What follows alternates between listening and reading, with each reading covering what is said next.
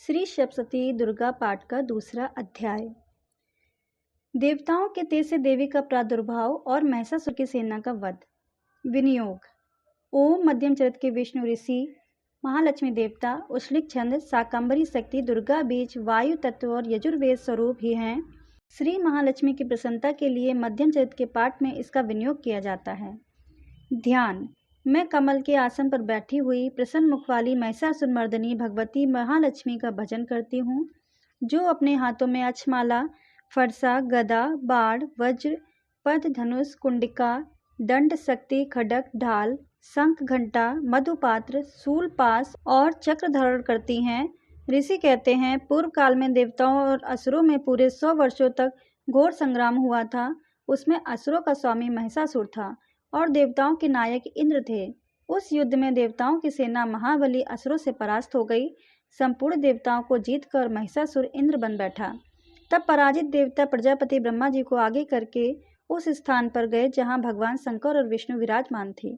देवताओं ने महिषासुर के पराक्रम तथा अपनी पराजय का यथावत वृत्तांत उन दोनों देवसुरों से विस्तार पूर्वक कह सुनाया।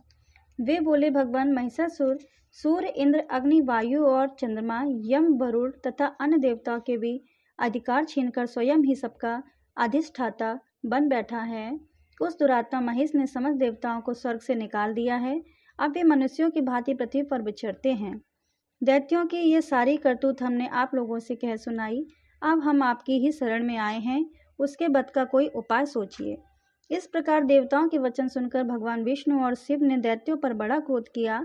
उनकी बहुएं तन गई और मुख टेढ़ा हो गया।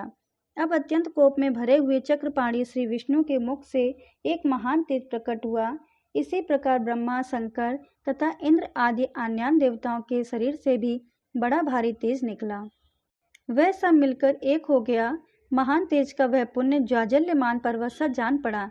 देवताओं ने देखा, वहां उसकी ज्वालाएं संपूर्ण दिशाओं में व्याप्त हो रही थी।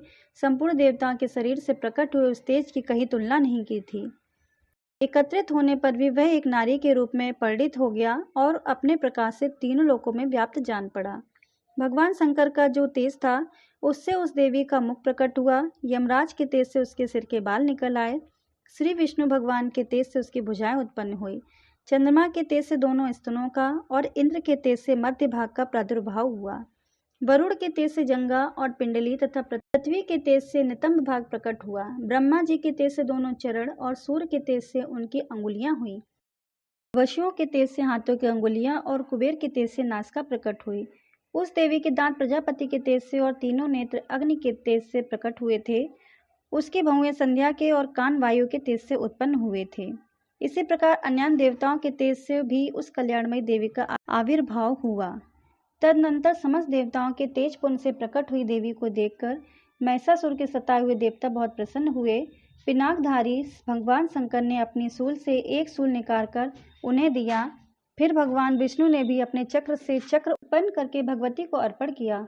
वरुण ने भी शंख भेंट किया। अग्नि ने उन्हें शक्ति दी और वायु ने धनुष और बाण से भरे हुए 2 तरकस प्रदान किए। सहस्त्र नेत्रों वाले देवराज इंद्र ने अपने वज्र से वज्र उत्पन्न करके दिया और ऐरावत हाथी से उतार कर एक घंटा भी प्रदान किया। यमराज ने काल दंड से दंड, वरुण ने पास, प्रजापति ने स्फटिक कच्छ की माला और ब्रह्मा जी ने कमंडलू भेंट किया। सूर्य ने देवी के समस्त रोमकूपों में अपनी किरणों का तेज भर दिया। काल ने उन्हें चमकती हुई ढाल और तलवार दी। क्षीर समुद्र ने उज्ज्वल हार तथा कभी जीर्ण न होने वाले 2 दिव्य वस्त्र भेंट किए। साथ ही उन्होंने दिव्य चूड़ामणि, 2 कुंडल, कड़े, उज्ज्वल अर्धचंद्र, सब बाहुओं के लिए केयूर, दोनों चरणों के लिए निर्मल नूपुर, गले की सुंदर हसली और सब उंगलियों में पहनने के लिए रत्नों से बनी अंगूठियां दी। विश्वकर्मा ने उन्हें अत्यंत निर्मल फरसा भेंट किया। साथ ही अनेक प्रकार के अस्त्र और अभेद कवच दिए।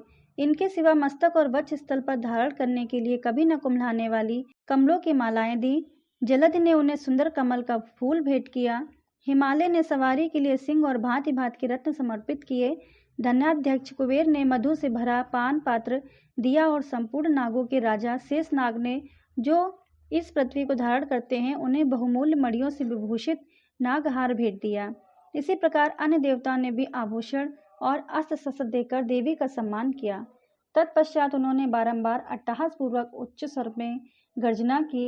उनके भयंकर नाद से संपूर्ण आकाश गूंज उठा। देवी का वह अत्यंत उच्च स्वर से किया हुआ सिंहनाद कहीं समा न सका। आकाश उसके सामने लघु प्रतीत होने लगा। उससे बड़े जोर की प्रतिध्वनि हुई, जिससे संपूर्ण विश्व में हलचल मच गई और समुद्र कांप उठे। पृथ्वी डोलने लगी और समस्त पर्वत हिलने लगे। उस समय देवता ने अत्यंत प्रसन्नता के साथ सिंह वाहिनी भवानी से कहा, देवी तुम्हारी जय हो। साथ ही महर्षियों ने भक्तिभाव से विनम्र होकर उनका स्तवन किया। संपूर्ण त्रिलोकी को क्षोभग्रस्त देख दैत्यगण अपनी समस्त सेना को कवच आदि से सुसज्जित कर हाथों में हथियार ले सहसा उठकर खड़े हो गए। उस समय महिषासुर ने बड़े क्रोध में आकर कहा, आह, ये क्या हो रहा है।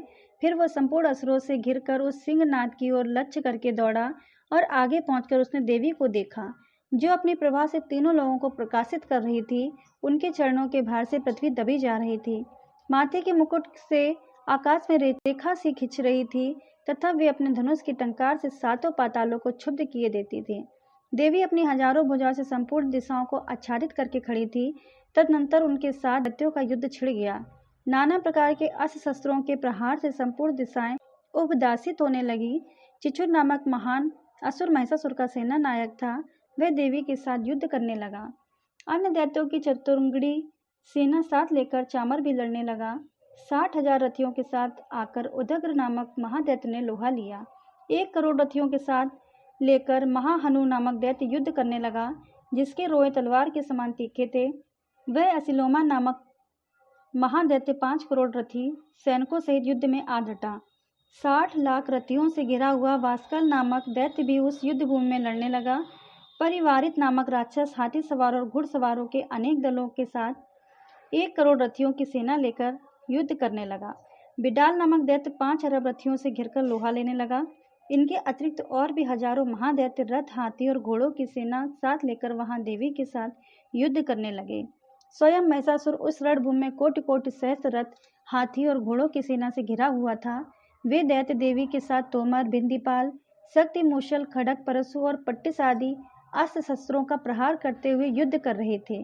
कुछ दैत्यों ने उन पर शक्ति का प्रहार किया, कुछ लोगों ने पास फेंके तथा कुछ दूसरे दैत्य ने खड़ग प्रहार करके देवी को मार डालने का उद्योग किया। देवी ने भी क्रोध में भरकर खेल खेल में ही अस्त्र शस्त्रों की वर्षा करके दैत्यों के वे समस्त अस्त्र शस्त्र काट डाले। उनके मुख पर परिश्रम या थकावट का रंज मात्र चिन्ह नहीं था। देवता और ऋषि उनकी स्तुति करते थे और वे भगवती परमेश्वरी दैत्यों के शरीर पर अस्त्र शस्त्रों की वर्षा करती रहीं। देवी का वाहन सिंह भी क्रोध में भरकर गर्दन के बालों को हिलाता हुआ असुरों की सेना में इस प्रकार विचरने लगा, मानो वनों में दावानल फैल रहा हो।